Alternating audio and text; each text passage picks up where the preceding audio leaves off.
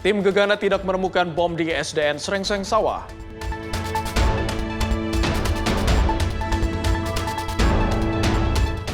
DPR menjelaskan substansi pembahasan RUU perampasan aset.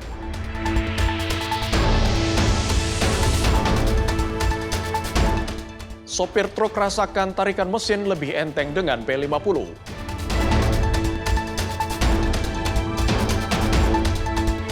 Persiapan Piala Dunia 2030, Portugal tunjuk pelatih Jorge Jesus.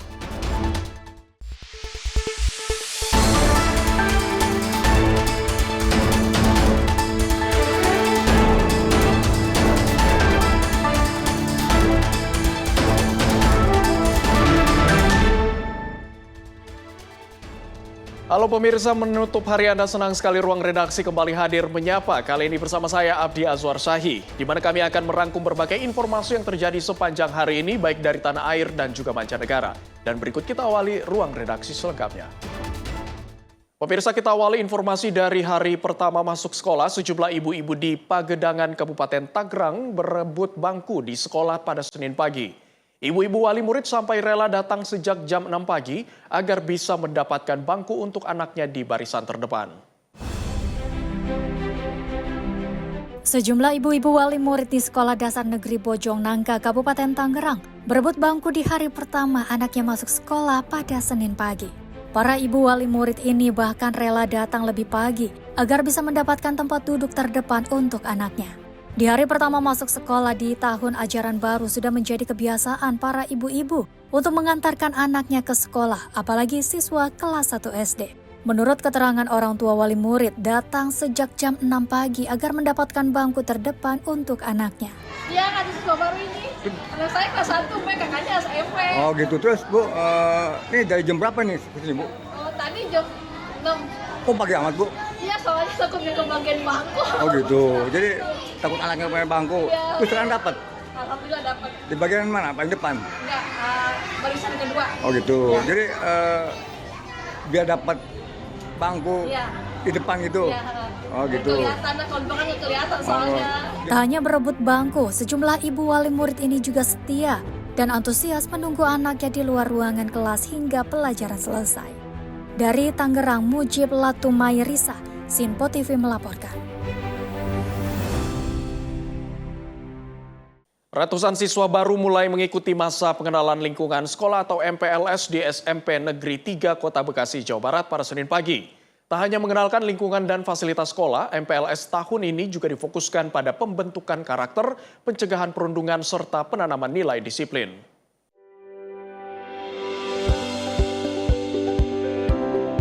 Beginilah suasana hari pertama masa pengenalan lingkungan sekolah atau MPLS di SMP Negeri 3 Kota Bekasi, Jawa Barat yang berlangsung tertib dan penuh antusiasme dari para siswa baru. Ratusan siswa hadir sejak pagi didampingi oleh orang tua mereka untuk mengikuti rangkaian kegiatan hari pertama. Setelah memasuki area sekolah, para siswa diarahkan menuju lapangan untuk mengikuti apel pembukaan MPLS.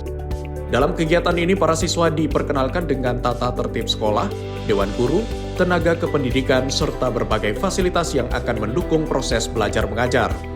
Selain itu, mereka juga mendapatkan materi tentang pembentukan karakter, pencegahan perundungan atau bullying, penanaman nilai disiplin, serta edukasi penggunaan media sosial secara bijak dan bertanggung jawab.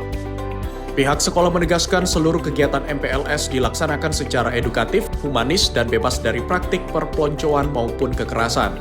Hal ini dilakukan agar siswa baru merasa aman, nyaman, dan lebih mudah beradaptasi dengan lingkungan sekolah. Hampir sama ya sebenarnya untuk di satu nasional ya. Yang utama sih kita ngambil temanya yaitu MPLS ramah ya. Jadi ramah untuk anak, ramah untuk orang tua, ramah untuk lingkungan, dan ramah juga untuk sekolah sendiri. Nah terus ada beberapa poin yang disampaikan dari pihak Kemendikbud ya Bang langsung. Yang pertama terkait dengan anti perundungan. Di sini menerapkan bahwa ramah anak itu berarti tidak ada sama sekali perundungan atau bullying yang terjadi selama masa MPLS. Kemudian materi-materi yang disampaikan lain terkait dengan pencegahan nafza, kemudian tentang pencegahan juga pergaulan bebas segala macam itu juga disampaikan secara langsung, dan kita sudah dapat materi langsung dari pihak Kementerian Pendidikan. Melalui kegiatan MPLS ini diharapkan seluruh siswa baru dapat mengenal lingkungan sekolah dengan lebih baik, sehingga siap mengikuti proses pembelajaran pada tahun ajaran baru. Dari Bekasi, Muhammad Ridwan, Sinpo TV melaporkan.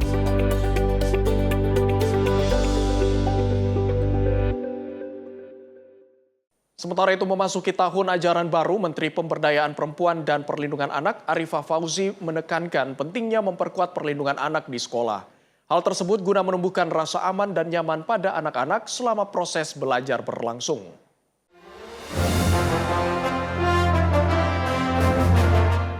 Menteri Pemberdayaan Perempuan dan Perlindungan Anak Arifah Fauzi menyambut baik tahun ajaran baru sebagai momentum penting untuk memperkuat perlindungan anak di satuan pendidikan. Arifah menekankan pentingnya menciptakan lingkungan belajar yang aman, inklusif dan bebas dari kekerasan maupun perundungan.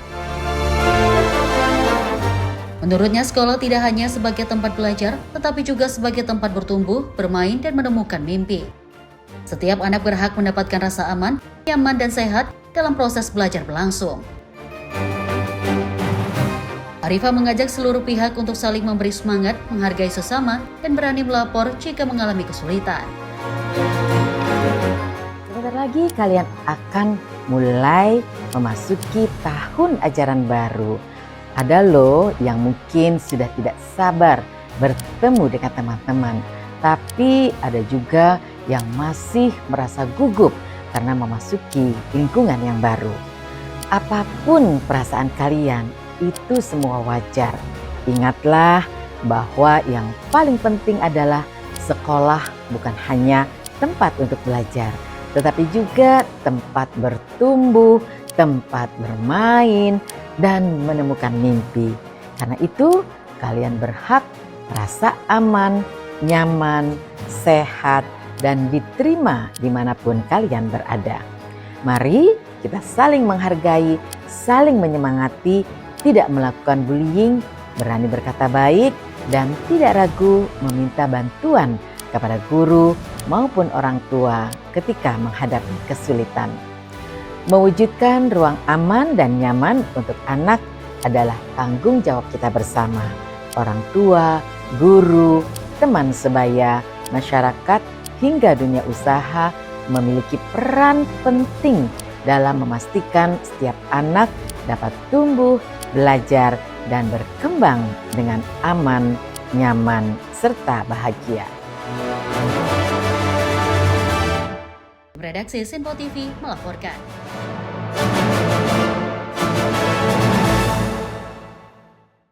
Pemirsa, setelah dilakukan penyisiran selama 4 jam, petugas gabungan tidak menemukan barang berbahaya di lingkungan Sekolah Dasar Negeri Srengseng Sawah 15, Jagakarsa, Jakarta Selatan, yang sebelumnya menerima teror bom.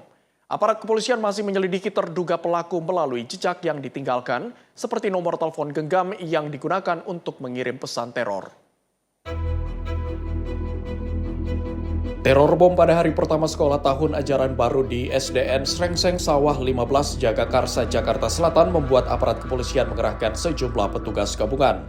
Tak hanya tim Gegana Brimopolda Metro Jaya, petugas Densus 88, BNPT, dan Direktorat Kepolisian Satwa juga dikerahkan ke lokasi. 3 anjing pelacak K9 dilibatkan untuk membantu penyisiran lokasi barang berbahaya sebagaimana yang disampaikan terduga peneror. Setelah dilakukan penyisiran secara menyeluruh selama 4 jam, tim gabungan tidak menemukan barang berbahaya di lingkungan sekolah. Petugas juga memastikan seluruh area sekolah steril dan aman untuk beraktivitas. Untuk kepentingan penyelidikan, aparat kepolisian meminta keterangan 3 orang saksi, mulai dari kepala sekolah, guru, dan hingga pegawai tata usaha yang menerima pesan ancaman bom termasuk akan memeriksa rekaman CCTV. Polsek Jagakarsa dan Polres Metro Jakarta Selatan terus menyelidiki terduga pelaku teror yang telah diketahui identitasnya. Polisi masih melacak keberadaan terduga pelaku melalui nomor telepon yang digunakan untuk mengirim pesan teror. Terduga pelaku akan dijerat pasal berlapis mulai dari Undang-Undang Tindak Pidana Terorisme, Undang-Undang ITE, dan KUHP dengan ancaman hukuman 1 hingga 15 tahun penjara. Setelah disisir beberapa jam, lebih kurang dari 4 jam, itu tidak ada ditemukan ya barang-barang yang mencurigakan. Dinyatakan aman dari Gegana. Kalau pengirim pesan sendiri itu kata informasinya seorang perempuan, benar nggak sih Bu?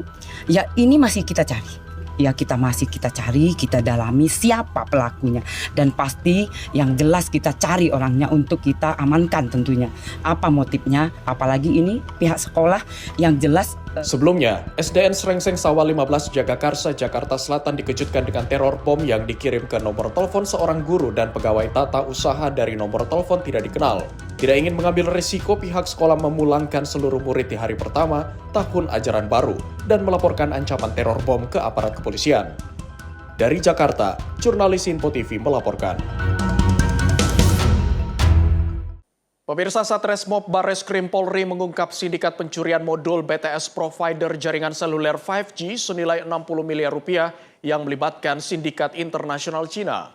Modus operandi pelaku dengan cara merekrut teknisi harian lepas mencuri modul senilai 120 juta rupiah di Base Transceiver Station atau BTS milik provider seluler.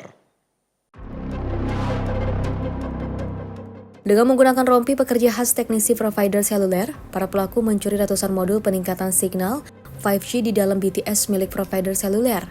Dalam waktu beberapa bulan, pelaku mencuri sebanyak 600 modul BTS dengan kerugian mencapai 60 miliar rupiah. Tak hanya kerugian material, perbuatan para pelaku juga mengakibatkan gangguan sinyal massal terjadi di beberapa daerah dan kota. Atas laporan ini, Satreskrim Barreskrim Polri menangkap 12 orang pelaku yang terbagi dalam 12 jaringan di sejumlah wilayah Jakarta dan Serang, Banten. Dari hasil pemeriksaan penyidik, modus yang dilakukan kedua jaringan memiliki kemiripan. Kedua jaringan ini sama-sama teknisi harian lepas yang direkrut oleh warga negara Cina. Modul BTS hasil curian para pelaku kemudian dikirim ke Cina untuk dijual kembali. Dari 12 orang yang ditangkap, 4 diantaranya merupakan penada. Dan dari hasil penyelidikan kami berhasil menangkap 2 jaringan pelaku pencurian modul BTS. Menjadi terbuka terkait dengan modus mereka, yaitu pertama adalah para penadah yang dari warga negara asing ini datang ke Indonesia, kemudian mencari orang yang bersedia untuk mencari para pelaku pencurian modul ini dengan memberikan model tertentu. Saat ini yang diincar adalah modul BTS terbaru yang memang ternyata dari salah satu provider ini lagi melakukan peningkatan kualitas jaringan. Kerugiannya adalah dari satu modul ini adalah sekitar 120 juta. Dari hasil penyelidikan kami, dari 2 kelompok ini, ternyata mereka telah melakukan pencurian dan mendapatkan hasil sekitar 600-an modul. Jadi apabila di total, kerugiannya adalah sekitar 60 miliar di kerugian materialnya. Untuk kerugian materialnya adalah terkait dengan gangguan masyarakat untuk mengakses jaringan komunikasi nasional. Para penadah yang di Indonesia ini merekrut orang-orang ex-teknisi lepasan dari pemasang instalasi tersebut. Jadi orang-orang yang paham bagaimana memasang, mencabut, dan juga jenis modul apa yang diminta. Jadi memang para pelaku sebagian besar adalah teknisi lepasan dari pemasang modul yang dipekerjakan secara kontrak ataupun per project dari instalasi pemasang. Saat ini polisi tengah berkoordinasi dengan Interpol untuk menangkap 3 WNA Cina yang merupakan otak utama dalam sindikat pencurian modul BTS ini. Para pelaku dibawa ke Barreskrim Polri dan juga penanganan kasus ini dilimpahkan ke Direktorat Tindak Pidana Umum Barreskrim Polri. Dari Jakarta, jurnalis Info TV melaporkan. Polisi mengamankan dan membawa satu pasangan selingkuh ke Mapolresta Solo, Jawa Tengah. Keduanya ditangkap lantaran melakukan pembuangan hasil hubungan gelap yang mereka lakukan. Motif pembuangan bayi karena mereka kebingungan dan tidak mampu untuk merawat bayi. Satuan Unit Perlindungan Perempuan dan Anak atau PPA berhasil mengungkap kasus pembuangan bayi di gerbong toilet wanita kereta api Sancaka, jurusan Yogyakarta-Surabaya pada 4 Juli lalu. Kurang dari sepekan, keduanya berhasil diamankan pada Kamis malam. Keduanya lalu menjalani pemeriksaan di ruang unit PPA Satreskrim Polresta Solo. Pasangan selingkuh itu dimintai keterangan terkait aksi pembuangan bayi yang dilakukannya. Dalam rilis ungkap perkara di Mapolresta Solo, terungkap keduanya merupakan pasangan selingkuh. Tersangka pria telah memiliki keluarga dan menjalani hubungan dengan NIZ yang belum berkeluarga. Dari hubungan tersebut membuahkan bayi berjenis kelamin laki-laki. Proses kelahiran sendiri dilakukan secara mandiri di kediaman tersangka wanita. Gadis asal Tegal Timur itu lalu menghubungi pasangannya. Mereka menghubungi panti asuhan di Yogyakarta untuk menitipkan bayi sementara. Namun, upaya itu gagal lantaran pihak panti memiliki prosedur yang tak dapat dipenuhi pasangan itu. Mereka lalu beremuk dan memutuskan untuk meninggalkan bayi di gerbong toilet wanita kereta api Sancaka jurusan Yogyakarta-Surabaya pada 4 Juli lalu. Dari keterangan wanita bahwa dia sudah menuju ke tempat panti asuhan, tetapi dari Pantusan hanya memberikan waktu 3 bulan penitipan karena rencana dari perempuan itu dia akan mengambil kembali setelah dia mampu dan menikah dengan rencana menikah dengan laki-laki tersebut. Akhirnya karena tidak bisa menitipkan selama yang dia inginkan, kemudian dia berdua berinisiatif untuk menaruh bayi itu di tempat kereta atau di tempat umum agar bisa segera ditemukan. Selain tersangka, polisi mengamankan sejumlah barang bukti seperti sepatu dan pakaian pelaku, tas ransel dan koper. Atas perbuatannya, keduanya dijerat pasal 429 ayat 1 KUHP dan atau pasal 430 KUHP jungto pasal 20 huruf E Undang-Undang Nomor 1 Tahun 2023 tentang KUHP dengan ancaman hukuman maksimal 7 tahun penjara. Sementara bayi malang itu saat ini masih dalam pengawasan dan perawatan di Rumah Sakit Bayangkara Solo. Bayi terlantar dengan jenis kelamin laki-laki itu saat ini berstatus sebagai anak negara. Dari Solo, Jawa Tengah, Raditya Hermansyah, Simpo TV melaporkan. Polres Metro Bekasi masih memburu pelaku yang diduga melakukan penyekapan dan penganiayaan terhadap seorang perempuan di Kabupaten Bekasi, Jawa Barat. Dalam proses penyelidikan, 5 orang saksi telah diperiksa, sementara korban dilaporkan mengalami luka-luka dan trauma akibat peristiwa tersebut. Unit Pelayanan Perempuan dan Anak atau PPA bersama tim Resmo Polres Metro Bekasi masih melakukan pengejaran terhadap pelaku yang diduga melakukan penyekapan dan penganiayaan terhadap Tika Septiani, perempuan berusia 25 tahun warga Cikarang Utara, Kabupaten Bekasi. Hingga kini penyidik telah memeriksa 5 orang saksi untuk mendalami rangkaian kejadian dan mengungkap keberadaan pelaku. Menurut pelaksana tugas Kapolres Metro Bekasi, Kombes Pol Ihsan Putro Wasono, pihak kepolisian telah menerima laporan resmi dari korban terkait dugaan penganiayaan yang disertai penyekapan. Saat ini petugas masih terus melakukan pencarian terhadap terduga pelaku. Metro Bekasi sudah menerima adanya kejadian penyekapan dan saat ini kita sedang tindak-lanjuti anggota dari unit PPA dan juga dari unit Resmo Satreskrim Polres Metro Bekasi sedang memburu pelaku. Mohon doanya saja rekan-rekan biar ini cepat terungkap, pelaku cepat tertangkap. Oke? Sejauh ini sudah berproses ini yang diperiksa. Saksi-saksi sudah kita dalami terus.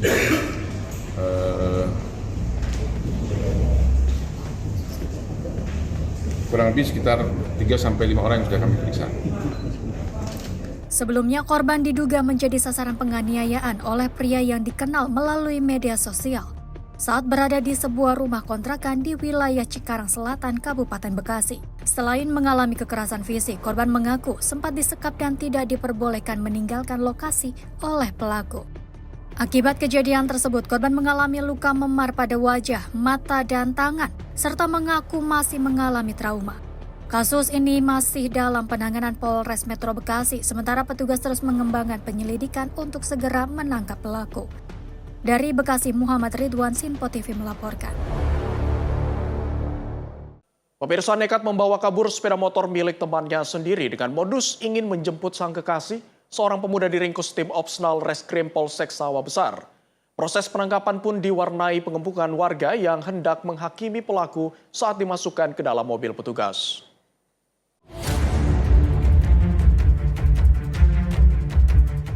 Seorang pemuda terduga pelaku penggelapan kendaraan tak berkutik saat dibekuk petugas unit Reskrim Polsek Sawah Besar di sebuah kamar kos di Jalan Gatot, Mangga 2 Sawah Besar, Jakarta Pusat pada Senin siang. Pelaku yang sedang tertidur lelap bersama rekannya diringkus tanpa perlawanan. Upaya penangkapan yang dilakukan petugas berlangsung dramatis karena banyaknya warga yang sudah menunggu di depan gang untuk mengepung dan menghakimi pelaku. Benar saja, terduga pelaku yang rekannya pun menjadi bulan-bulanan warga saat akan dimasukkan ke dalam mobil polisi. Pelaku berinisial OJ ditangkap setelah dilaporkan oleh temannya sendiri, berinisial J, atas tuduhan penggelapan. Modus yang dilakukan terduga pelaku meminjam sepeda motor korban dengan dalih ingin menjemput sang kekasih. Namun setelah beberapa hari dipakai pelaku, sepeda motor tak juga dikembalikan kepada korban. Sayangnya saat ditangkap, sepeda motor korban sudah dijual kepada seorang penadah. Polsek Sawah Besar alhamdulillah hari ini berhasil mengamankan pelaku penggelapan motor berinisial OJ dengan korban berinisial J, di mana korban ini dengan pelaku adalah teman dekat sebelumnya. Kemudian pelaku menghampiri korban dan mencoba untuk meminjam kendaraan roda 2 jenis motor Scoopy. Kemudian pada saat dipinjam, motor tersebut tidak dikembalikan. Kemudian korban melaporkan ke Polsek Sawah Besar dengan dugaan penggelapan. Pada saat ditangkap, kita tangkap di kos-kosan, di kontrakan milik pelaku. Pelaku diamankan kurang lebih sekitar 2 orang pada saat tidur siang. Saat ini polisi masih melakukan pendalaman termasuk mengejar penadah motor hasil kejahatan. Dari Jakarta, Dio Malau, Sinpo TV melaporkan.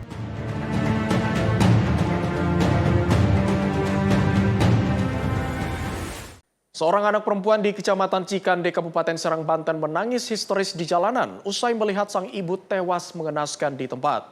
Korban tewas usai terlindas truk muatan tanah yang nekat melintas di jam larangan operasional kendaraan besar.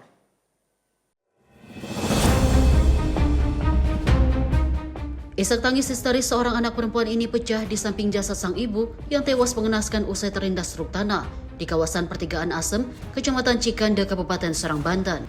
Aparat kepolisian yang datang ke lokasi kejadian langsung bergegas mengevakuasi jasad korban ke dalam mobil ambulans untuk kemudian dibawa ke Rumah Sakit Umum Daerah Dr. Derajat Prawinegara, Kota Serang. Usai melakukan proses evakuasi, petugas dari Satlantas Polres Serang langsung melakukan olah TKP di lokasi serta meminta keterangan sejumlah saksi mata guna memastikan penyebab pasti kecelakaan tersebut. Menurut keterangan saksi mata, kejadian bermula saat korban yang dibonceng oleh anak perempuannya menggunakan motor metik melaju dari arah Tangerang menuju ke arah Serang. Namun saat di lokasi kejadian datang bersamaan sebuah truk tanah yang akan berbelok menuju ke arah Rangkas Bitung. Lantaran posisi kedua kendaraan terlalu dekat, motor korban kemudian terjatuh. Nah, sang ibu terjatuh ke sisi kanan jalan hingga masuk ke kolong truk dan tewas terlindas ban belakang. Sementara sang anak berhasil selamat lantaran dirinya terjatuh ke sisi kiri jalan. Sopir truk tanah sempat berusaha kabur melarikan diri usai melindas korban. Beruntung warga dan pengendara lain yang geram langsung mengejar truk tersebut hingga akhirnya sang sopir berhasil diamankan dari amuk massa. Itu sejalur bang, mobilnya mobil muatan tanah.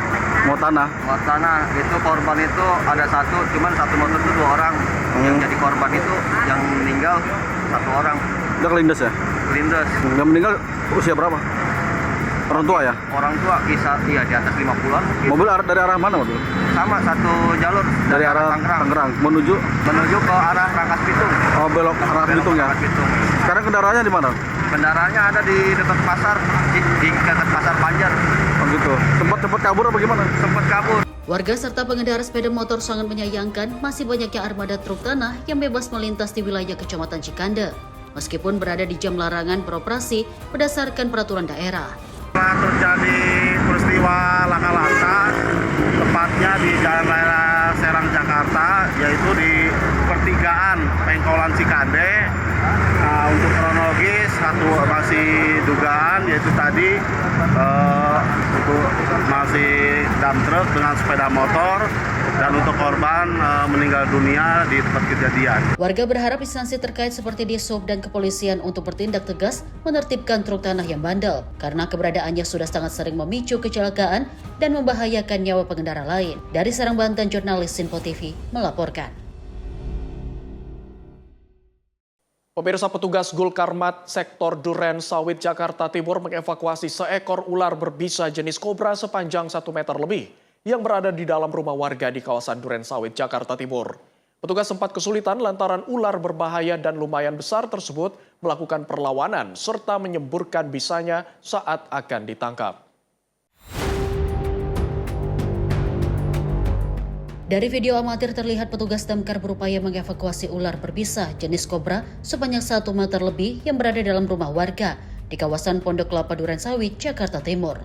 Menggunakan alat penjepit saat evakuasi, petugas pun dengan sangat hati-hati berupaya mengeluarkan hewan berbahaya, ular berbisa jenis kobra tersebut yang melakukan perlawanan saat akan dievakuasi. Ular melata ini juga membuat petugas kewalahan saat akan mengevakuasinya. Selain menyemburkan bisanya, juga berusaha lari dari kejaran petugas yang hendak menangkapnya. Saat berhasil ditarik keluar dari kolong meja, ular tersebut kembali meronta-ronta dan berusaha kabur. Pada saat kami melakukan proses evakuasi, memang ada sedikit kendala di mana ular tersebut mencoba melarikan diri dan bahkan mencoba melawan petugas dengan cara menyemburkan bisanya. Tetapi dengan peralatan yang kami miliki, alhamdulillah pergerakan ular dapat dikendalikan sehingga bisa kami evakuasi dengan aman. Untuk ukuran ular tersebut sekitar 1,2 meter, sedangkan alat yang kita gunakan dalam proses evakuasi menggunakan grab stick dan juga snack hook. Selanjutnya, petugas membawa ular sanca itu ke kantor damkar sektor Durensawit guna penanganan lebih lanjut. Dari Jakarta Timur, Nanditio, Sinpo TV melaporkan. Pemirsa, diduga karena obat nyamuk, sebuah rumah di Kecamatan Wai Panji, Kabupaten Lampung Selatan, Lampung, ludes terbakar. Dalam peristiwa tersebut, sepasang suami istri lansia ditemukan meninggal dunia dalam posisi berpelukan setelah diduga tak sempat menyelamatkan diri saat api membesar.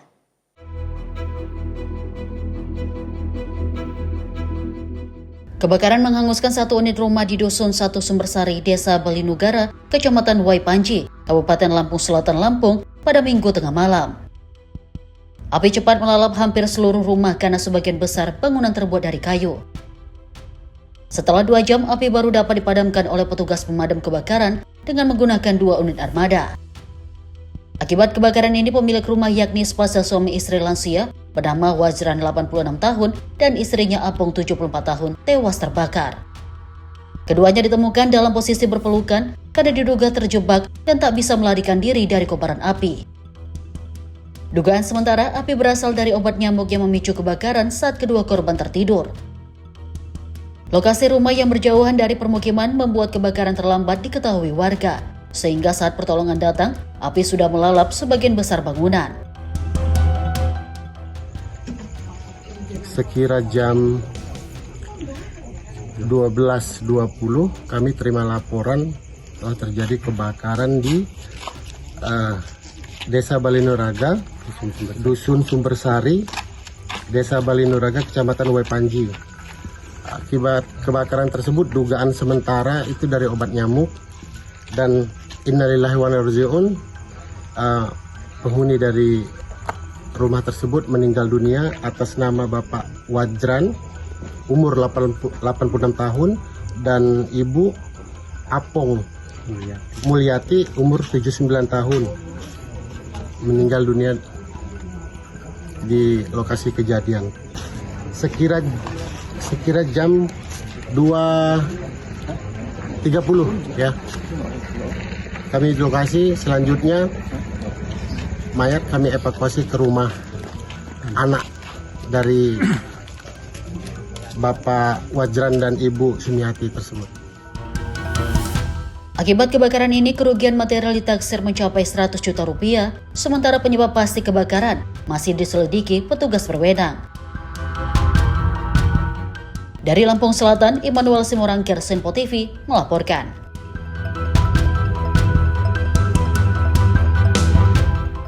Pemirsa, Presiden Prabowo menyebut KDKMP akan ciptakan perputaran uang sebesar 223 triliun rupiah. Informasi selengkapnya akan kami hadirkan usai jeda berikut ini, tetaplah bersama kami.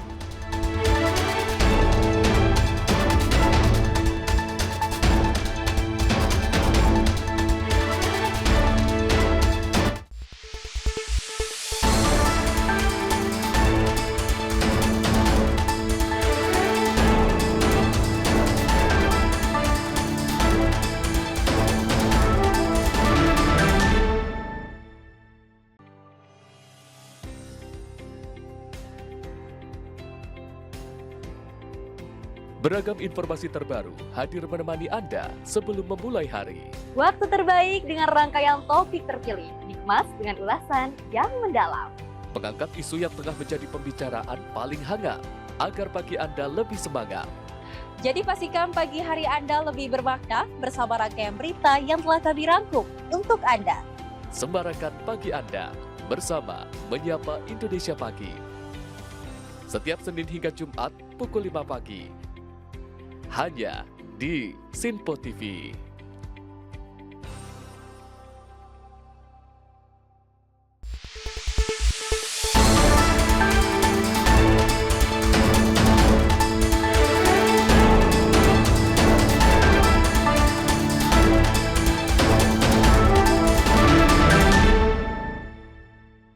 Terima kasih pemirsa, Anda masih bersama kami dalam ruang redaksi. Pemirsa, Presiden Prabowo Subianto menyebut KDKMP akan menciptakan perputaran uang sebesar 223 triliun rupiah di desa-desa.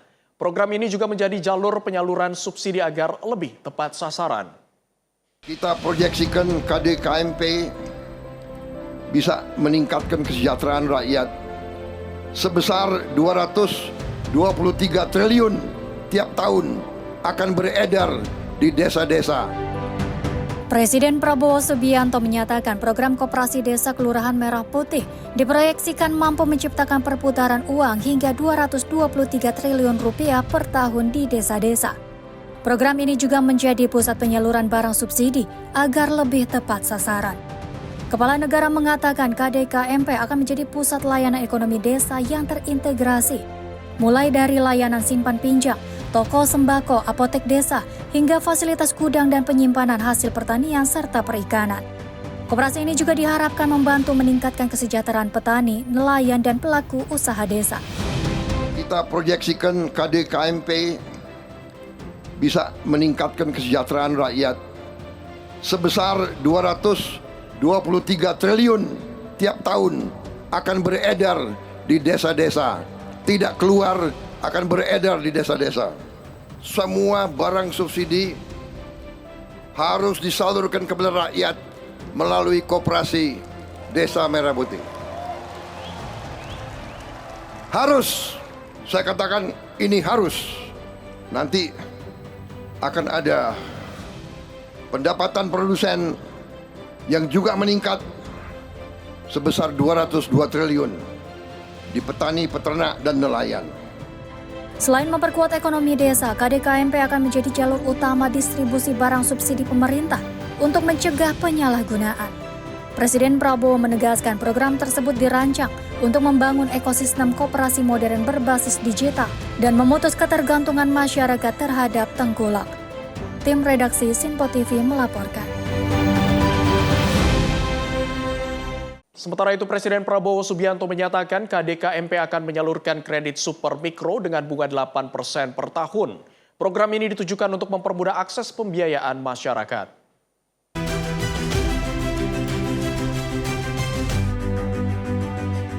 Presiden Prabowo Subianto menyatakan Koperasi Desa Kelurahan Merah Putih akan diperkuat sebagai pusat layanan ekonomi desa, sekaligus penyalur kredit mikro dan super mikro berbunga rendah. Pernyataan itu disampaikan saat puncak peringatan Hari Koperasi Nasional ke-79 di Indonesia Arena Jakarta pada Minggu 12 Juli 2026. Presiden Prabowo Subianto mengatakan KDKMP tidak hanya berfungsi sebagai koperasi simpan pinjam, tetapi juga menyediakan akses pembiayaan murah, termasuk kredit tanpa anggunan mekar dengan bunga 8% per tahun. Menurutnya bunga tersebut diturunkan dari sebelumnya 22% agar lebih meringankan masyarakat. Koperasi nanti tidak hanya untuk simpan pinjam, tapi nanti akan ada gerai simpan pinjam kredit yang murah, mikrokredit dan super mikrokredit. Yang tadinya bunganya 22% ya, saya turunkan jadi 8%, saudara sekalian. 8%. Tapi dibandingkan dengan 22% lumayan 8%. Betul tidak? KDKMP nanti akan jadi pusat pelayanan ekonomi desa yang terintegrasi. Selain layanan pembiayaan, KDKMP akan dilengkapi berbagai fasilitas seperti toko sembako, apotek desa, pusat logistik, gudang hingga gudang pendingin. Presiden Prabowo menegaskan KDK-MP juga akan menjadi jalur utama penyaluran barang subsidi pemerintah agar tepat sasaran dan diterima langsung oleh masyarakat yang berhak. Tim redaksi Sinpo TV melaporkan. Pengurus KDK-MP optimis koperasi dapat menjadi penggerak ekonomi rakyat. Dukungan pemerintah dinilai mampu untuk memperkuat peran koperasi dan UMKM.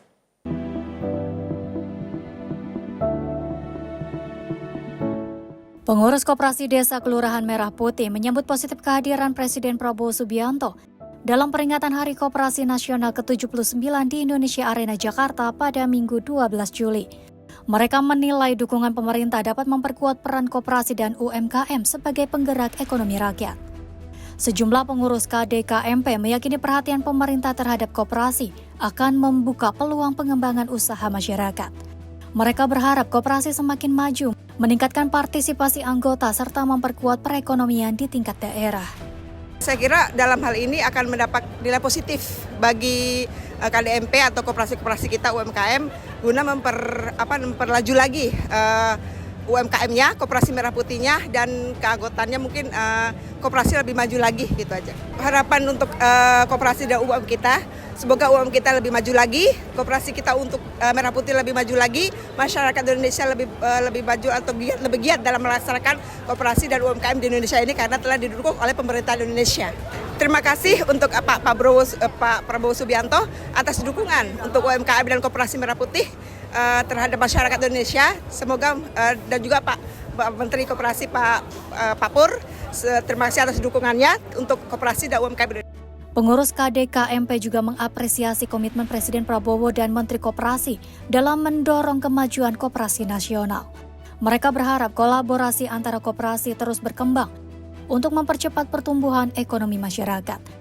Harapan saya untuk koperasi-koperasi di Indonesia, khususnya di daerah-daerah, semoga cepat lebih bergerak kembali ya dari yang sekarang supaya terjadinya kolaborasi yang baik gitu di antara dari daerah ke daerah, jadi menumbuhkan ekonomi bertumbuh dengan cepat. Terima kasih juga kepada Bapak Presiden, Bapak Prabowo Subianto dan juga Menteri Koperasi Indonesia, dan semoga kita semua dapat berkolaborasi dan juga untuk kedepannya lebih baik lagi. Tim redaksi Sinpo TV melaporkan. Pemirsa, pimpinan Komisi 3 DPR Habibur Rahman menepis adanya anggapan yang menyebut bahwa DPR menolak pembentukan Undang-Undang Perampasan Aset. Dirinya menegaskan pihaknya justru tengah memaksimalkan pembentukan undang-undang tersebut dengan melibatkan partisipasi publik. Minta masukan dari masyarakat ya, dan banyak sekali masyarakat yang memang antusias ingin hadir di RDPU di hari ini ya. Pimpinan Komisi 3 DPR menggelar konferensi pers mengenai RUU Perampasan Aset di Komplek Parlemen Senayan, Jakarta. Kedua Komisi 3 DPR Habibur Rahman mengatakan, pihaknya kini telah memaksimalkan pembahasan RUU Perampasan Aset. Proses pembentukan RUU Perampasan Aset baru tersebut justru memerlukan waktu dengan melibatkan berbagai partisipasi publik. Dirinya juga menepis perihal adanya anggapan yang menyebut bahwa DPR menolak pembentukan Undang-Undang Perampasan Aset. Hari ini Komisi 3 perlu menyampaikan siaran pers khusus ya, terkait pembahasan RUU Perampasan Aset. Sebagaimana hari ini ada banyak beredar hoax bahwa Komisi 3 menolak untuk membahas Undang-Undang Perampasan Aset. Ya, teman-teman kan di sini kan saksi juga ya. Bagaimana sudah berapa minggu ini kita gas terus soal Undang-Undang Perampasan Aset ini, kita maksimalkan mengundang atau memenuhi permintaan pemberian pendapat ya, dari berbagai elemen masyarakat terkait RUU Perampasan Aset. Bagaimana di konstitusi kita, DPR memiliki kewenangan untuk membentuk undang-undang. Untuk membentuk undang-undang itu kita dimulai dengan penyusunan. Nah, kemarin kita dikritisi kenapa waktu penyusunan masyarakat nggak dilibatkan. Nah, ini kita libatkan maksimal masyarakat mulai penyusunannya ya. Kita minta masukan dari masyarakat ya, dan banyak sekali masyarakat yang memang antusias ingin hadir di RDPU di hari ini ya. Dari Jakarta, Fahrizal Ahmad Amin, Sinpo TV melaporkan. Ketua Komisi 3 DPR Habibur Rahman menjelaskan substansi pembahasan mengenai RUU perampasan aset. Dirinya mengatakan bahwa Komisi 3 DPR ingin menutup ruang bagi penyalahgunaan kewenangan dari aparat penegak hukum dalam pemulihan aset. Ketua Komisi 3 DPR Habibur Rahman menyampaikan bahwa pihaknya masih terus membahas perihal rancangan undang-undang perampasan aset. Habibur Rahman mengatakan terdapat sejumlah substansi yang masih menjadi perdebatan, sehingga Komisi 3 DPR terus berupaya menyeimbangkan antara kepentingan memulihkan aset dengan potensi abuse of power. Dirinya berharap nantinya RUU perampasan aset bisa mengembalikan aset hasil kejahatan secara maksimal. Pertama, perdebatannya adalah soal bagaimana menyeimbangkan antara kepentingan aset recovery untuk kerugian keuangan negara dengan agar membatasi potensi abuse of power oleh para penegak hukum.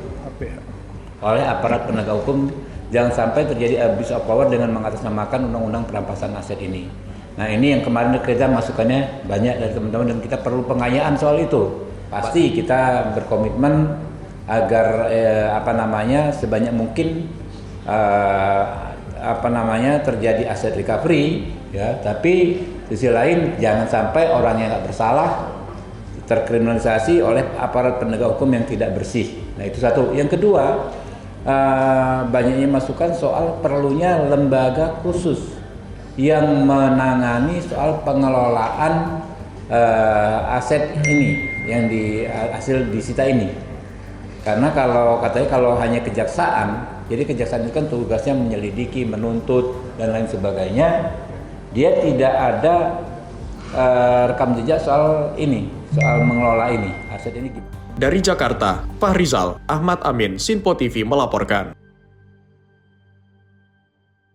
Pemirsa, kantor imigrasi kelas 1 TPI Kupang mendalami dugaan penyelundupan manusia setelah 16 warga negara Uzbekistan yang sebelumnya ditemukan terdampar di pesisir Kabupaten Alor, Nusa Tenggara Timur.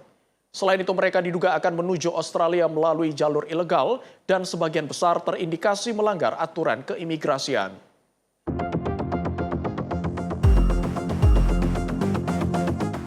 Kepala Kantor Wilayah Direktorat Jenderal Imigrasi Nusa Tenggara Timur mengungkapkan, ke-16 warga negara Uzbekistan tersebut ditemukan warga di pesisir Desa Bandar, Kecamatan Pantar, Kabupaten Alor pada 3 Juli 2026. Setelah kapal yang mereka tumpangi mengalami kerusakan mesin di tengah laut. Setelah diamankan oleh warga dan aparat setempat, mereka dibawa ke Kalabahi sebelum diserahkan kepada kantor imigrasi kelas 1 TPI Kupang untuk menjalani pemeriksaan lebih lanjut. Hasil pemeriksaan awal menemukan sejumlah kejanggalan. Alamat penjamin dalam paspor berbeda-beda, mulai dari Jakarta, Bandung, Bali, hingga Kendari. Lebih mengejutkan lagi, sebagian besar dari mereka mengaku tidak saling mengenal, meski berada dalam satu perjalanan. Petugas juga menemukan bahwa 14 orang telah overstay, sementara 2 orang lainnya masih memiliki izin tinggal yang berlaku. Selain pelanggaran keimigrasian, petugas menduga adanya modus penyelundupan manusia yang terorganisir. Dugaan ini menguat setelah diketahui masing-masing warga negara Uzbekistan tersebut membayar sekitar $8.000 Amerika untuk mengikuti perjalanan melalui jalur laut. Mereka disebut memulai perjalanan dari Jakarta dan Bali, kemudian menuju Kendari sebelum berencana keluar dari wilayah Indonesia melalui Rote. Namun kapal yang mereka tumpangi mengalami kerusakan dan terdampar di perairan Alor. Hingga kini petugas masih menyelidiki keberadaan nahkoda kapal yang dilaporkan melarikan diri serta menelusuri dugaan keterlibatan jaringan penyelundupan manusia di balik perjalanan tersebut. Imigrasi Nusa Tenggara Timur bersama kepolisian dan instansi terkait terus melakukan pendalaman kasus. Apabila ditemukan bukti keterlibatan dalam jaringan penyelundupan manusia, para warga negara asing tersebut dapat diproses sesuai ketentuan hukum yang berlaku, selain sanksi administratif berupa denda atau deportasi. Tim redaksi Sinpo TV melaporkan. Kita beralih ke informasi lain, pemirsa. Penasihat khusus Presiden bidang ketenagakerjaan dan kesejahteraan buruh Said Iqbal menegaskan akan melaporkan pihak yang bertanggung jawab atas tewasnya 3 pekerja proyek pipa air di Cipayung, Jakarta Timur. Keputusan tersebut diambil usai dirinya melakukan inspeksi mendadak ke PT Moya Indonesia yang menjadi pelaksana proyek. Penasehat khusus Presiden bidang ketenaga kerjaan dan kesejahteraan buruh, Said Iqbal mengatakan akan membuat laporan polisi terkait tewasnya 3 pekerja proyek pipa air di kawasan Cipayung, Jakarta Timur. Langkah ini diambil setelah ia melakukan inspeksi mendadak ke PT Moya Indonesia dan menyebut kasus tersebut perlu mendapat penanganan hukum secara serius. Said Iqbal menilai hingga kini belum ada langkah penegakan hukum yang dilakukan secara maksimal terhadap pihak-pihak yang diduga bertanggung jawab. Menurutnya, aparat kepolisian perlu mengungkap kasus ini secara transparan dan menentukan pihak yang harus mempertanggungjawabkan insiden tersebut. Saya sudah berkoordinasi dengan Pak Kapolri dan ini akan ada atensi Pak Kapolri. Oleh karena itu saya minta kepada Kapolres Jakarta Timur agar sungguh-sungguh, jangan main-main, agar sungguh-sungguh. Juga CQ nanti saya akan melapor ke Pak Kapolda, meminta bantuannya, Kapolda Metro Jaya. Ini sampai hari ini polisi nggak memanggil secara sungguh-sungguh. Mungkin dimintai keterangan sudah, tapi memanggil secara sungguh-sungguh belum ada. Kita akan minta pertanggungjawaban secara hukum. Dan tadi jajaran pimpinan yang hadir menyatakan siap bertanggung jawab secara hukum. Sekalipun itu harus dipenjara. Dari Jakarta, Sri Dewi Andayani, Rona Bayu, Sinpo TV melaporkan. Kementerian Komunikasi dan Digital terus mendorong terciptanya ruang digital yang aman, sehat, dan edukatif bagi anak. Salah satunya dengan mengajak keluarga Indonesia menghidupkan kembali budaya menonton bersama sebagai sarana edukasi dan pendampingan orang tua. Wakil Menteri Komunikasi dan Digital Nejar Patria mengatakan perkembangan teknologi membuat aktivitas menonton semakin bersifat individual. Kehadiran gawai seringkali mengurangi interaksi antar anggota keluarga meski berada dalam satu ruang yang sama.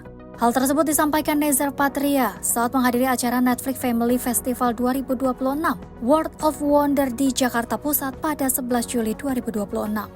Budaya menonton bersama atau co-viewing dinilai mampu mempererat hubungan keluarga, sekaligus menjadi sarana bagi orang tua untuk mendampingi anak dalam memilih dan memahami konten yang sesuai. Nezar menjelaskan konsep co-viewing juga sejalan dengan implementasi PP Tunas yang bertujuan menciptakan ruang digital yang lebih aman bagi anak melalui penyediaan konten sesuai usia dan tahap perkembangan mereka. Ia juga mengapresiasi berbagai upaya platform digital dalam memperkuat perlindungan anak, antara lain melalui fitur kontrol orang tua, kanal khusus anak dan keluarga, serta kegiatan yang mendorong keterlibatan keluarga dalam aktivitas digital. Berterima kasih kepada semua platform yang cukup kolaboratif, dan hari ini kalau kita lihat di platform-platform media sosial, semua fitur-fitur yang khusus buat anak itu sudah disediakan, dan juga pembatasan akunnya juga mulai cukup intens itu dilakukan, dan kita berharap evaluasi yang dilakukan terus-menerus ini bisa memperbaiki performance dari masing-masing platform sesuai dengan PP Tulis. Nezar menambahkan perlindungan anak di ruang digital memerlukan kolaborasi pemerintah, platform digital, industri kreatif, dan keluarga agar anak dapat tumbuh di lingkungan digital yang aman, edukatif, dan menginspirasi. Tim redaksi Sinpo TV melaporkan.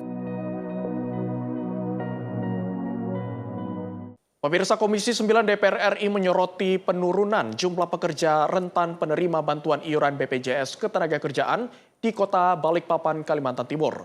Dari sekitar 7.000 pekerja pada 2025 menjadi 2.000 pekerja pada 2026. DPR RI mendorong pemerintah daerah untuk memperkuat perlindungan jaminan sosial bagi pekerja rentan.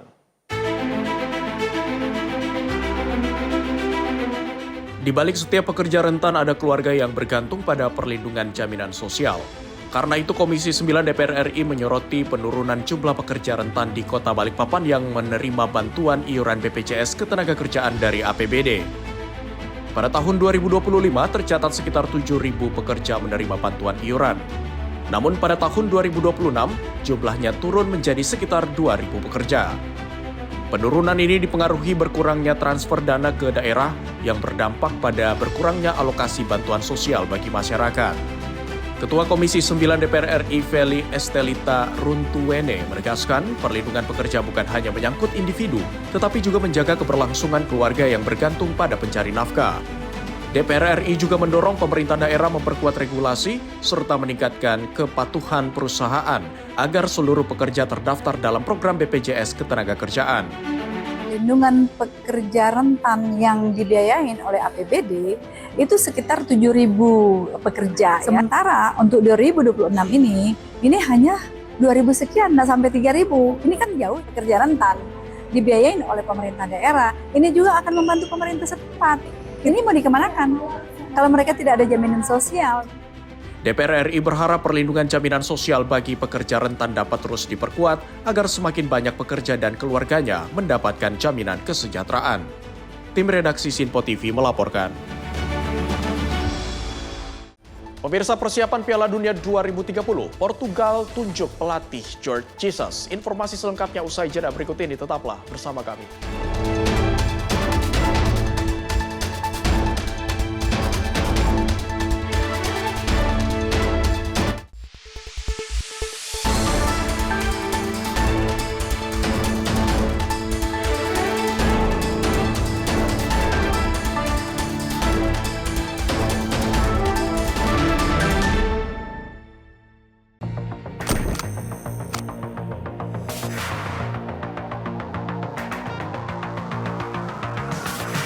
Setiap hari, beragam peristiwa tersaji tak pernah lepas dari sorotan kami. Kami hadirkan isu-isu terpilih yang paling aktual, penting, dan menjadi perhatian publik. Di tengah dinamika kebijakan yang terus bergerak, fakta dan data menjadi kunci dalam melihat realitas secara jernih. Menyajikan informasi mendalam, didukung analisis ahli untuk pemahaman yang lebih utuh. Sorotan utama, hanya di Sinpo TV.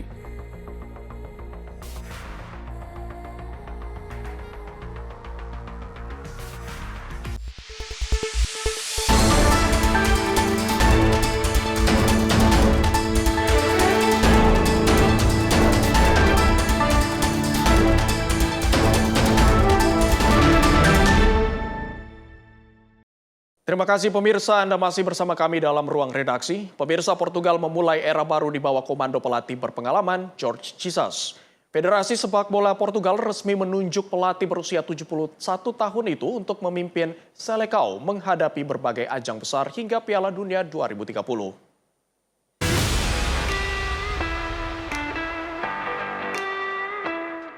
Federasi Sepak Bola Portugal atau FIF resmi menunjuk Jorge Jesus sebagai pelatih baru Timnas Portugal. Pelatih berusia 71 tahun itu dipercaya menggantikan Roberto Martinez dan akan memimpin Seleção menghadapi berbagai ajang internasional hingga tahun 2030. Penunjukan Jorge Jesus diumumkan FIF melalui akun resmi mereka pada Jumat waktu setempat. Dengan target menghadapi UEFA Nations League, Euro 2028, dan Piala Dunia 2030. Ini menjadi pengalaman pertama Jorge Jesus menangani tim nasional setelah lebih dari 3 dekade berkarir di level klub. Ia memiliki rekam jejak panjang bersama Benfica, Sporting CP, Flamengo, Fenerbahce, hingga Al Nassr.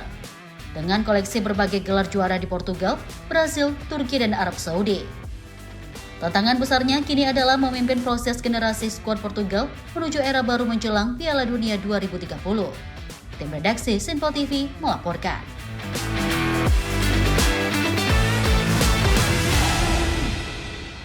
Timnas Inggris memastikan tiket ke semifinal Piala Dunia 2026 setelah menundukkan Norwegia dengan skor 2-1 lewat babak perpanjangan waktu. Kekalahan ini sekaligus mengakhiri perjalanan bersejarah Norwegia di turnamen.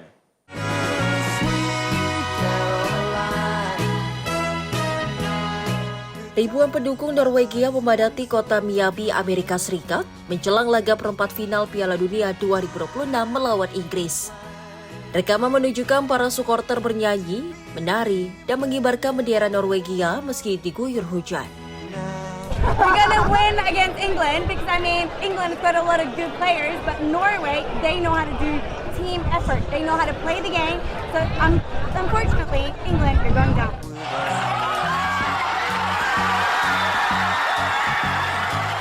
Di atas lapangan, Norwegia sempat membuka keunggulan pada menit ke-36 melalui gol Andreas Schjelderup.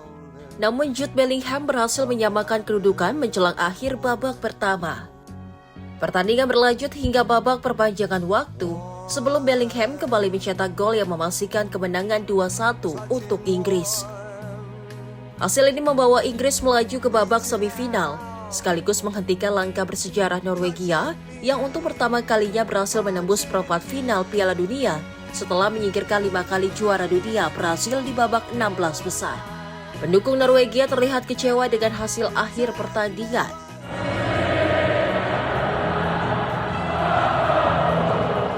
Sementara itu, ribuan pendukung timnas Inggris memadati fan zone di London pada Kamis malam waktu setempat untuk menyaksikan laga perempat final Piala Dunia 2026 melawan Norwegia.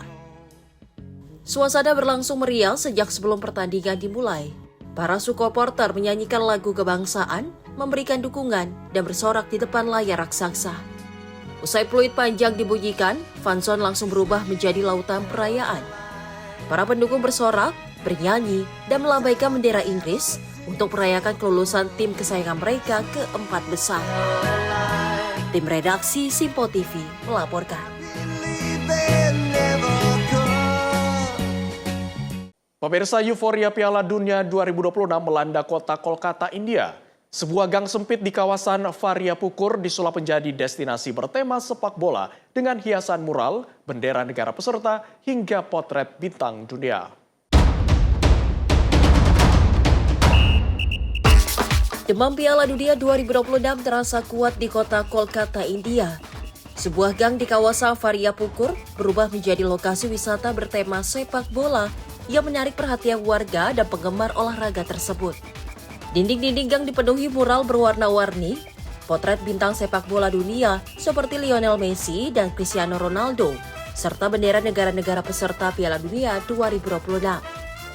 Pengunjung yang datang terlihat mengenakan jersey tim favorit, bermain sepak bola di sepanjang gang, berfoto di depan mural, dan mengabadikan momen di lokasi tersebut. Penggagas kegiatan menyebut berbagai dekorasi dan seni dinding dibuat sebagai bentuk perayaan Piala Dunia 2026 dengan semaksimal mungkin. Salah satu penggemar Messi mengaku sang bintang Argentina menjadi inspirasi yang membuatnya mulai menekuni sepak bola. Menurutnya, kemampuan Messi di atas lapangan selalu memukau para penggemar. Seluruh dekorasi dikreasikan oleh klub lingkungan Ganapati Sevadal bersama para relawan dan mahasiswa seni yang menghabiskan waktu berminggu-minggu untuk mengubah gang tersebut menjadi kampung sepak bola. Penyelenggara menyebut proyek itu juga menarik perhatian internasional setelah ditampilkan di media sosial resmi FIFA, sehingga semakin banyak warga dan wisatawan datang untuk melihat langsung hasil karya tersebut. Tim redaksi Simpo TV melaporkan.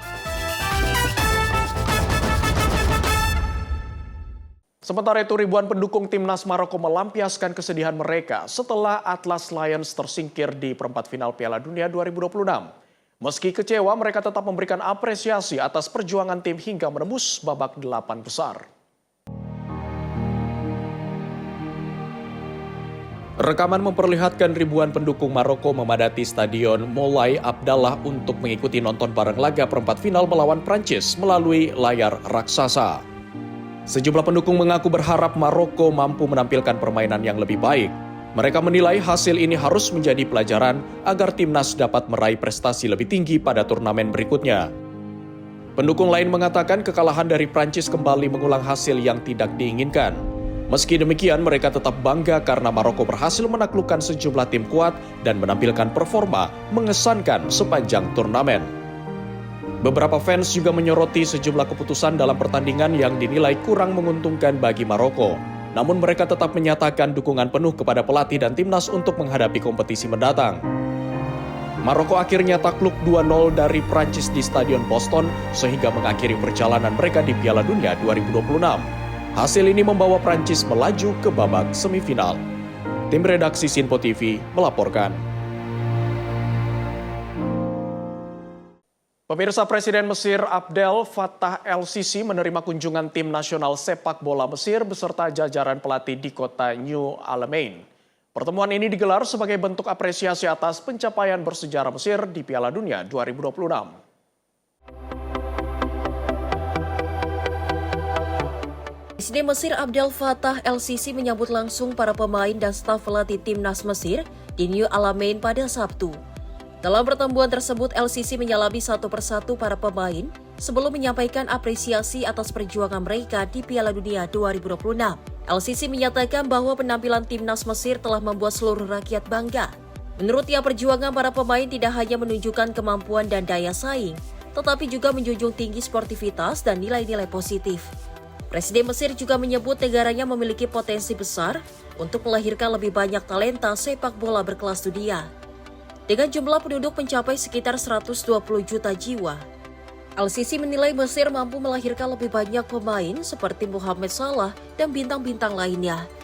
Perjalanan Mesir di Piala Dunia 2026 berakhir pada babak 16 besar setelah takluk 2-3 dari Argentina pada 7 Juli. Meski demikian, pencapaian tersebut menjadi sejarah baru bagi The Pharaohs karena untuk pertama kalinya mereka berhasil lolos ke fase gugur dalam 4 penampilan mereka di Piala Dunia. Penampilan impresif itu menjadi catatan penting bagi sepak bola Mesir dan diharapkan menjadi motivasi bagi generasi berikutnya untuk meraih prestasi yang lebih tinggi.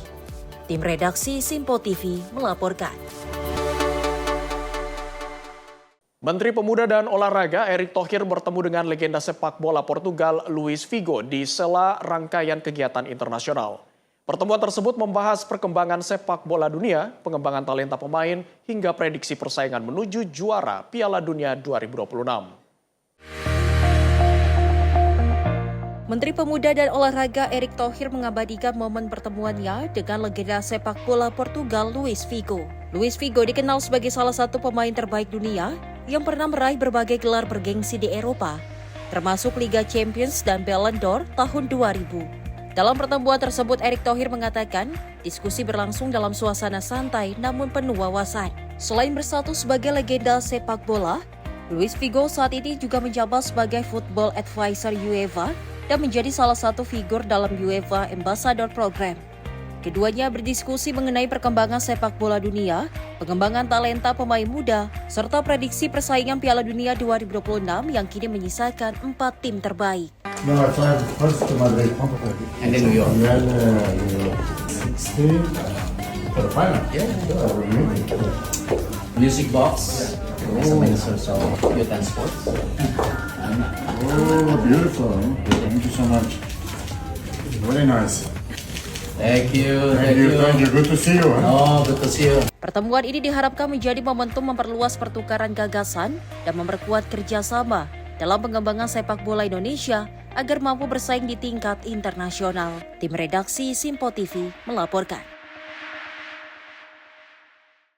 Pemirsa, supir truk rasakan tarikan mesin lebih enteng dengan B50. Informasi selengkapnya kami hadirkan usai jeda berikut ini. Tetaplah bersama kami.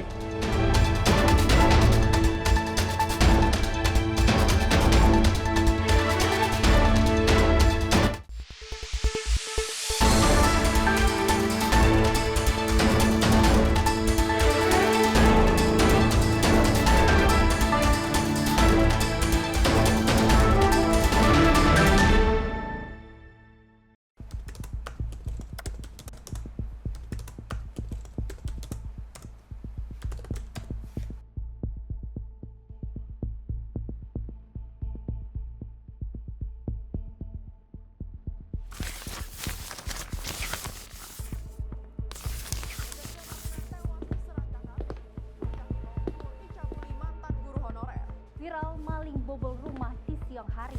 Polisi bongkar peredaran narkoba jaringan internasional. Dugaan pembunuhan mayat dalam drum belum terungkap. Lagi, lansia tewas dengan penuh luka bacok.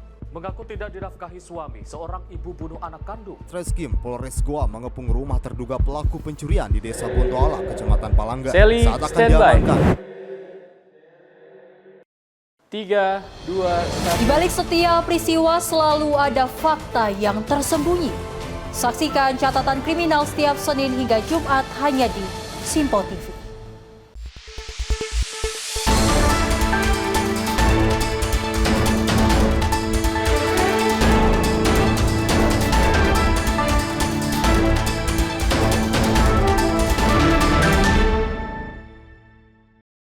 Pemirsa, Anda masih bersama kami dalam ruang redaksi. Pemirsa, program biodiesel B50 mendapat respons positif dari para supir truk. Mereka merasakan performa kendaraan lebih baik dengan tarikan mesin lebih enteng dan ketersediaan bahan bakar yang semakin mudah.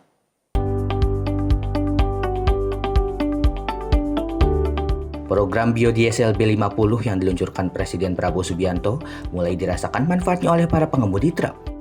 Aldi, salah satu sopir truk di Karawang, Jawa Barat, mengaku kualitas B50 lebih baik dibandingkan solar yang biasa digunakannya. Aldi menilai penggunaan B50 membuat aktivitas sopir lebih terbantu karena ketersediaan bahan bakar semakin mudah. Selain itu, ia juga merasakan performa kendaraan lebih baik dengan tarikan mesin yang lebih ringan dan bertenaga. Menurut Aldi, kehadiran B50 menjadi langkah positif karena Indonesia mampu memproduksi bahan bakar berbasis kelapa sawit sendiri. Ia pun mengapresiasi program tersebut yang dinilainya memberikan manfaat langsung bagi para supir truk. Banggalah bisa memproduksi bahan bakar sendiri. Jadinya sekarang solar juga nggak susah karena ada B50 ini, jadi terbantu. Oke, kalau dari Astra sendiri seperti apa pengisiannya di sini? Enak, nggak ngantri, nyaman juga tempatnya. Ada tenaganya, agak enak ditariknya. Terima kasih untuk Pak Prabowo udah membuat B50 ini, kami sopir terbantu karena adanya bahan bakar B50 ini, Pak. Bagi kendaraan enak, nyaman, tarikannya juga enak, kayak isi turbo lah, deklit rasanya. Ia berharap implementasi B50 dapat terus berjalan dan semakin luas digunakan oleh masyarakat. Bagi Aldi, program ini menjadi bukti bahwa inovasi energi dalam negeri mampu mendukung kebutuhan transportasi sekaligus membantu aktivitas para pengemudi. Tim Redaksi Sinpo TV melaporkan. Pemirsa, Presiden Prabowo Subianto secara resmi meluncurkan biodiesel B50 bertajuk Langkah Nyata untuk Kemandirian dan Ketahanan Energi Nasional di Kabupaten Karawang pada Kamis lalu. Presiden menyampaikan Indonesia telah berhasil mencapai swasembada pangan lebih cepat dari target yang telah ditetapkan. Berdosalah pemimpin yang berbohong kepada rakyatnya. Berkhianatlah pemimpin yang tidak setia kepada kepentingan negara di atas segala kepentingan. Presiden Prabowo Subianto menegaskan kedaulatan suatu bangsa ditentukan oleh kemampuannya memenuhi kebutuhan strategis secara mandiri, salah satunya energi. Hal tersebut disampaikan Presiden dalam sambutannya pada peluncuran biodiesel B50 bertajuk Langkah Nyata untuk Kemandirian dan Ketahanan Energi Nasional di rest area kilometer 57, Kabupaten Karawang, Provinsi Jawa Barat pada Kamis lalu. Kita sudah buktikan bahwa kita mampu mengamankan dan menghasilkan pangan untuk rakyat kita. Kita sudah swasembada pangan.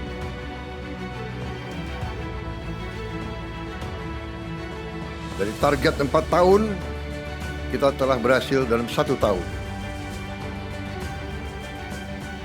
Banyak pihak yang meremehkan pentingnya swasembada pangan. Bahkan banyak orang yang mengangkat dirinya sebagai orang pinter, mengejek, mengenyak dan menuduh bahwa kita pemerintah berbohong kepada rakyat, bahwa kita belum swasembada pangan.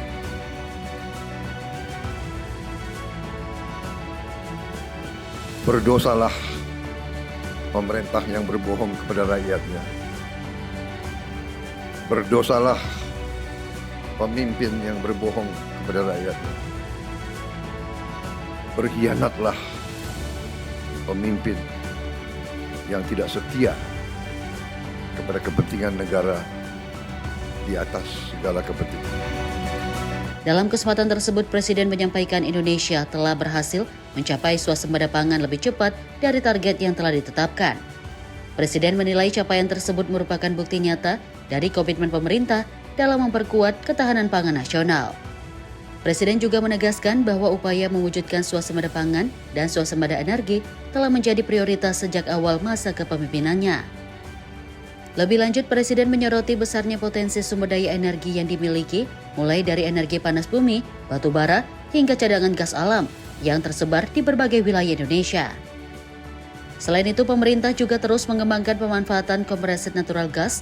Presiden pun menegaskan bahwa di tengah tantangan dan ketidakpastian global, pemerintah terus mempercepat langkah menuju kemandirian energi nasional. Menurut Presiden, implementasi program mandatori biodiesel B50 menjadi tonggak penting karena mampu mengurangi ketergantungan Indonesia terhadap impor solar. Peluncuran biodiesel B50 tidak hanya menandai kemajuan teknologi energi nasional, tetapi juga menjadi simbol komitmen pemerintah dalam membangun Indonesia yang semakin mandiri, tangguh, dan berdaulat. Tim redaksi Sinpo TV melaporkan. Kita beralih ke informasi lain, pemirsa. Beasiswa Garuda mengantarkan Salma Astami Putri melanjutkan studi di Monash University Australia. Kesempatan itu akan dimanfaatkannya sebagai bekal untuk berkontribusi bagi pengembangan riset di Indonesia.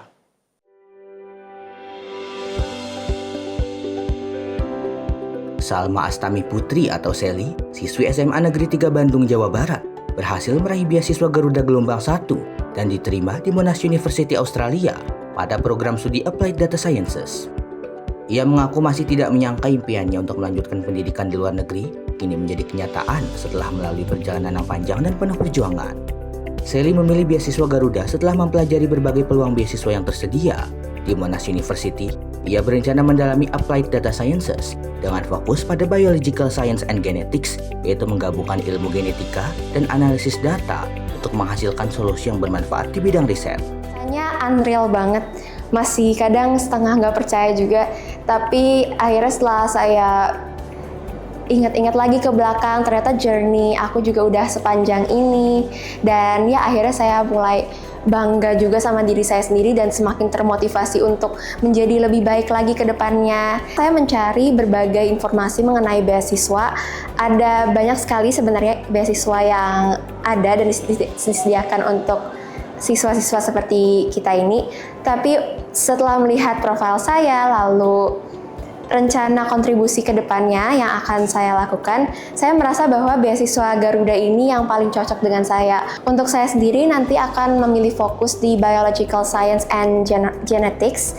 Jadi akan ada kolaborasi antara biologi, khususnya genetics, dengan data yang ada, sehingga nanti untuk kedepannya kontribusi yang ingin saya capai adalah dengan membantu sektor riset di Indonesia, dan untuk jangka panjangnya saya juga ingin membangun lab sendiri. Usai menyelesaikan studi, Sally bertekad kembali ke Indonesia untuk berkontribusi memperkuat sektor riset nasional. Ia bahkan bercita-cita membangun laboratorium riset yang dapat menjadi wadah bagi pelajar melakukan penelitian secara mandiri. Menurutnya, pengalaman belajar di luar negeri harus menjadi bekal untuk menghadirkan perubahan nyata bagi kemajuan pendidikan dan riset di tanah air.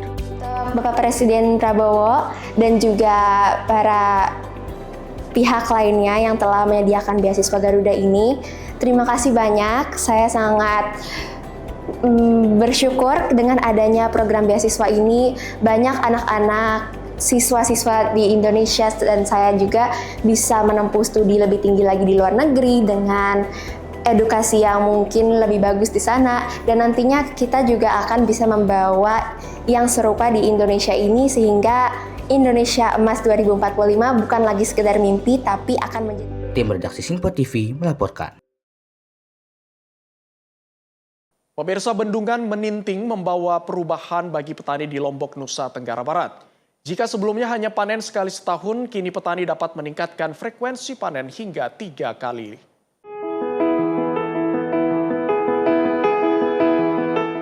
Bendungan Meninting membawa perubahan besar bagi kehidupan petani di Lombok, Nusa Tenggara Barat.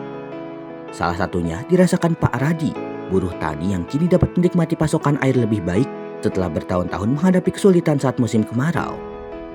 Sebelum bendungan beroperasi, Pak Radi hanya mampu memanen hasil pertanian sekitar 1 kali dalam setahun akibat keterbatasan air. Kini dengan adanya bendungan Meninting, ia memperkirakan lahan pertaniannya dapat ditanami dan dipanen hingga 3 kali dalam setahun. Kering, hasil tanam-tanaman itu agak mengurang. Nah, sebelum ada bendungan, ya sekitar 1 kali dalam setahun, apalagi musim-musim kering itu. Setelah adanya bendungan ini, insya Allah kalau masalah airnya sekarang udah banyak sudah. Setelah ada bendungan ini dalam setahun itu sekitar 3 kali panen kalau musim-musim tanam padi, ubi itu kan bisa. Nah, untuk kedepannya kita membutuhkan air yang banyak dengan harapan-harapan itu untuk penambahan tanaman-tanaman itu semakin subur. saya mengucapkan banyak-banyak terima kasih atas Bapak Presiden sudah meresmikan bendungan Meninting ini.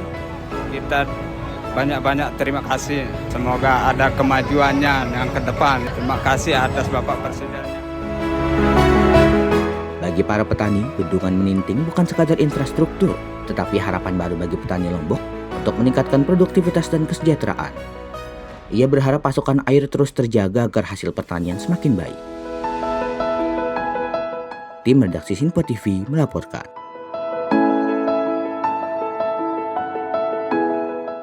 Pemirsa, Wapres Gibran meninjau langsung progres pembangunan Jalan Tol Probolinggo Situbondo Banyuwangi atau Prosiwangi tahap pertama di Probolinggo. Kehadiran ruas ini diharapkan memperlancar mobilitas, mempercepat distribusi logistik dan juga mendorong pertumbuhan ekonomi Jawa Timur. Wakil Presiden Gibran Rakabuming Raka meninjau langsung progres pembangunan Jalan Tol Probolinggo Situbondo Banyuwangi atau Prosiwangi tahap 1 di Probolinggo, Jumat 10 Juli 2026. Peninjauan dilakukan untuk memastikan proyek strategis nasional ini berjalan sesuai target dan segera bermanfaat bagi masyarakat. Tol Prosiwangi merupakan bagian jaringan jalan tol di Pulau Jawa yang menghubungkan wilayah barat hingga ujung timur Jawa.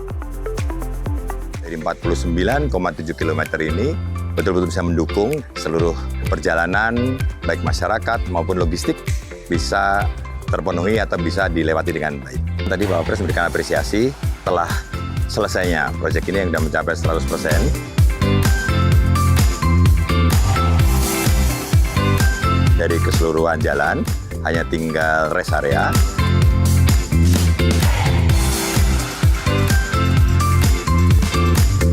Masyarakat sangat ingin ini dioperasionalkan dengan cepat. Mungkin melihat sudah jadi dan kemudian telah menikmati pada saat Lebaran yang lalu. Mencapai sekitar 208.000 ya, yang memasuki dari arah Probolinggo menuju Situbondo. Kehadiran ruas ini diharapkan memperlancar mobilitas, mempercepat distribusi logistik, dan mendorong pertumbuhan ekonomi Jawa Timur. Direktur Utama PT Jasa Marga Persero Tbk, Rifana Purwantono, mengatakan fokus pembangunan saat ini ada pada tahap 1 ruas Gending Besuki sepanjang 49,68 km.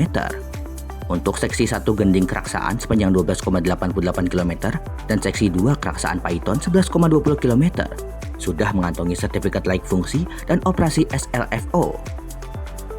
Rifan menegaskan seluruh proses pembangunan mengutamakan kualitas konstruksi, keselamatan kerja, dan prinsip pembangunan berkelanjutan. Sepanjang proyek tahap 1 ini juga mencatatkan zero accident serta menyerap lebih dari 1.300 tenaga kerja lokal dari Probolinggo, Situbondo, Bondowoso, hingga Banyuwangi. Setelah beroperasi, tol Prosiwangi tahap 1 diproyeksikan memangkas waktu tempuh Probolinggo Besuki menjadi sekitar 1 jam 15 menit. Efisiensi ini diyakini mempercepat arus distribusi barang ke kawasan industri Paiton dan Pelabuhan Ketapang, pintu utama penyeberangan ke Bali. Wapres Gibran menegaskan percepatan infrastruktur diperlukan agar dampaknya segera dirasakan masyarakat. Dengan progres positif ini, pemerintah optimistis tol Prosiwangi akan mendukung pertumbuhan ekonomi, meningkatkan sektor pariwisata, dan memperkuat konektivitas kawasan timur Pulau Jawa. Tim redaksi Sinpo TV melaporkan. Wapres Gibran Rakabuming berdialog langsung dengan para nelayan dan pelaku usaha perikanan di tempat pelelangan ikan atau TPI Muncaran, Kabupaten Banyuwangi. Gibran menegaskan Presiden Prabowo Subianto menempatkan ketahanan pangan sebagai salah satu prioritas nasional. Wakil Presiden Gibran Rakabuming berdialog langsung dengan para nelayan dan pelaku usaha perikanan di tempat pelelangan ikan atau TPI Muncar, Desa Kedungrujo, Kecamatan Muncar, Kabupaten Banyuwangi, Jawa Timur, Jumat 10 Juli 2026. Dalam kunjungan itu, Wapres menyerap berbagai aspirasi nelayan, sekaligus menegaskan komitmen pemerintah memperkuat tata kelola dan produktivitas sektor perikanan untuk mendukung ketahanan pangan nasional. Kunjungan tersebut dilakukan usai Gibran meninjau revitalisasi Pasar Induk Banyuwangi. Dialog difokuskan untuk mendengar langsung persoalan yang dihadapi nelayan, pelaku usaha mikro, hingga pengepul ikan sebagai bahan perumusan kebijakan pemerintah. Bapak Ibu, ini kan Pak Presiden punya prioritas terkait ketahanan pangan. Kalau di tempatnya Bugub ini termasuk untuk produksi pangannya kan nomor 1 di Indonesia, beras dan lain-lainnya. Karena pertaniannya sudah beres, pupuknya lancar, ininya lancar. Nah ini untuk perikanan ini masih ada PR Bapak Ibu ya. Nanti PR-nya segera kami selesaikan. Sebenarnya hari ini saya nggak ada jadwal ke sini Bapak Ibu. Tapi karena saya dengar di sini banyak keluhan, ya saya mampir sebentar ke sini Bu sebelum ke pondok pesantren. Gibran menegaskan Presiden Prabowo Subianto menempatkan ketahanan pangan sebagai salah satu prioritas nasional. Menurutnya, setelah sektor pertanian di Jawa Timur berkembang cukup baik, pemerintah akan memberikan perhatian lebih besar terhadap sektor perikanan. Wapres mengaku sengaja menyempatkan diri mengunjungi TPI Muncar setelah mendengar banyak keluhan dari para nelayan. Ia memastikan seluruh masukan yang disampaikan nelayan akan segera ditindaklanjuti. Dalam dialog tersebut, salah seorang nelayan Muncar, Umar, menyampaikan sejumlah persoalan yang dihadapi nelayan. Di antaranya, kerusakan infrastruktur jalan menuju kawasan pelabuhan, keterbatasan akses permodalan, tata kelola pelabuhan, hingga rumitnya proses perizinan. Menanggapi masukan tersebut, Gubernur Jatim Khofifah Indar Parawansa menjelaskan bahwa pemerintah daerah terus melakukan koordinasi dengan pemerintah pusat terkait tata kelola perizinan nelayan. Menurutnya perizinan saat ini masih memerlukan waktu yang cukup panjang, sehingga diperlukan penguatan sistem dan dukungan lintas pihak untuk mempercepat serta mengoptimalkan pelayanan kepada para nelayan. Tim Redaksi Sinpo TV melaporkan. Pemirsa, TNI Angkatan Laut menggelar Pekan Olahraga TNI AL atau Poral 2026 di Mabes AL Cilangkap, Jakarta Timur. Kepala Staf Angkatan Laut Laksamana TNI Muhammad Ali menyebut kegiatan ini menjadi ajang pembinaan prestasi sekaligus memperkuat sportivitas, soliditas, dan profesionalitas prajurit Jalasena.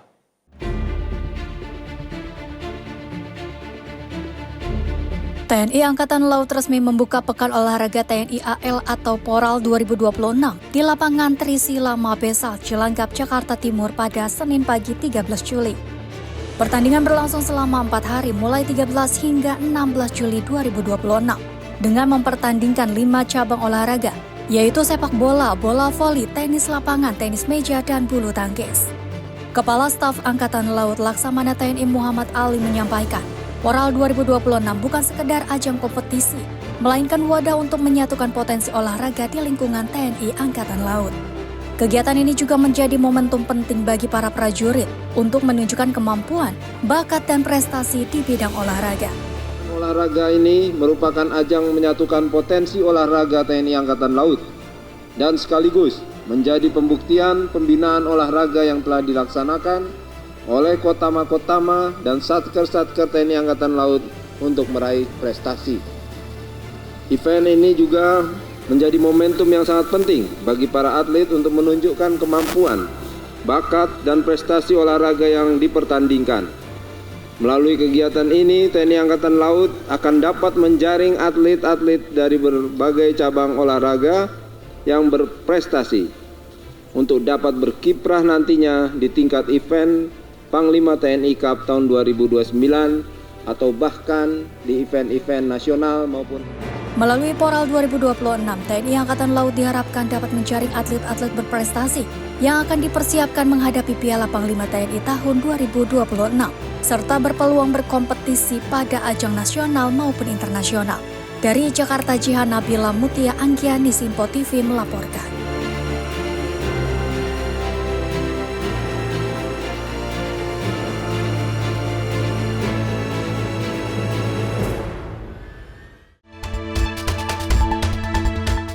Pemirsa, informasi tadi sekaligus mengakhiri jumpa kita dalam ruang redaksi edisi kali ini. Akhir kata saya, Abi Azwar Sahi, mewakili seluruh kerabat kerja yang bertugas. Pamit undur diri, sampai jumpa.